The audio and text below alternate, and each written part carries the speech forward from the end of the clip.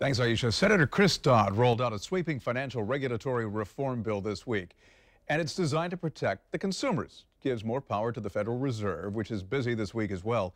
Chairman Ben Bernanke made a strong case to Congress for the Fed to keep its regulatory oversight powers over banks, large and small.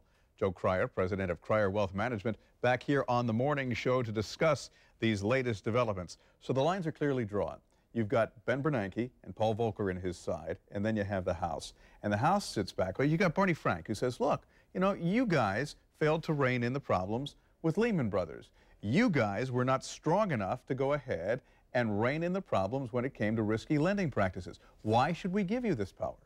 Yeah, there's a lot of finger pointing going on, and it's all about getting reelected the next time around. The truth is everybody's a little bit at fault here, and the reason to give the Federal Reserve more power is that these are people that are not elected, so they can make hard choices. So they could go out there and actually hurt voters a little bit and not have to worry about the upcoming election.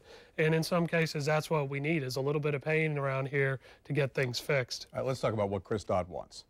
Yeah, he's looking at additional financial regulatory reform. I believe that's his program is called Consumer Financial Protection Bureau, that is designed to help prevent what has already happened here. And again, additional regulation, that's something that President Obama really wants in there. And additional detailed audits, that's unannounced, where they show up and they can look through any bank or financial company that they want to. Right now, there's a lot of procedures that have to be taken in place. And then, of course, too big to fail. About 18 months ago is when Lehman Brothers went down and the feds realized, hey, this bank was too big to fail.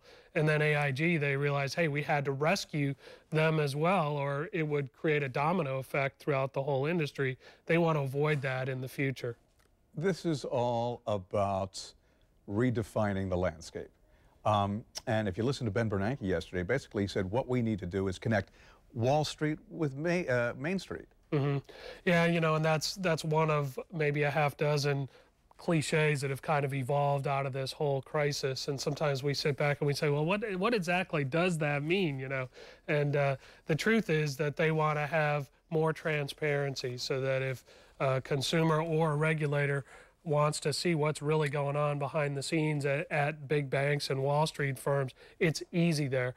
One of the things that came out and was very clear is that even the presidents of these companies didn't know what was going on down in the basement, and that's a very scary thought. And it was interesting to see that Bernanke wasn't taking any chances. He had Paul Volcker there, whose job was to have his back. Yeah, and it's pretty interesting to see Paul Volcker sort of resurface here, and that has a lot to do with President Obama, because he's kind of taking Paul Volcker's opinion over Tim Geithner's right now, and we haven't seen much of Tim Geithner lately. Paul Volcker is one who's very much in favor of a lot more regulation out there, and that's the direction that Obama wants to go. I got to ask you about Michael Lewis's new book called The Big Short, which you have. Yeah, I've got it here. I don't know if you guys want to do a shot on that. Okay. We mentioned the fact off air that 60 Minutes spent about 30 minutes discussing this book. And what's interesting is that Lewis's supposition is that history can repeat itself. You have some of the principals that were responsible for our financial problems 30 years ago who still have a hand in the mess today. Yeah, absolutely. And one of the great things about this book and all of the books that Michael Lewis has written is that it's indisputable facts. He actually has been behind the scenes. He's a Wall Street, I don't know what you would say, senior sage, I guess, at this point, and he's reporting facts. He kind of uncovers where a lot of the risk that was pushed into the system came from. And this is a very interesting read, because not only do they kind of lay it out, it makes it easy. This is almost like a roadmap for the regulators to say, okay, where were the problems? Where do we go to fix it?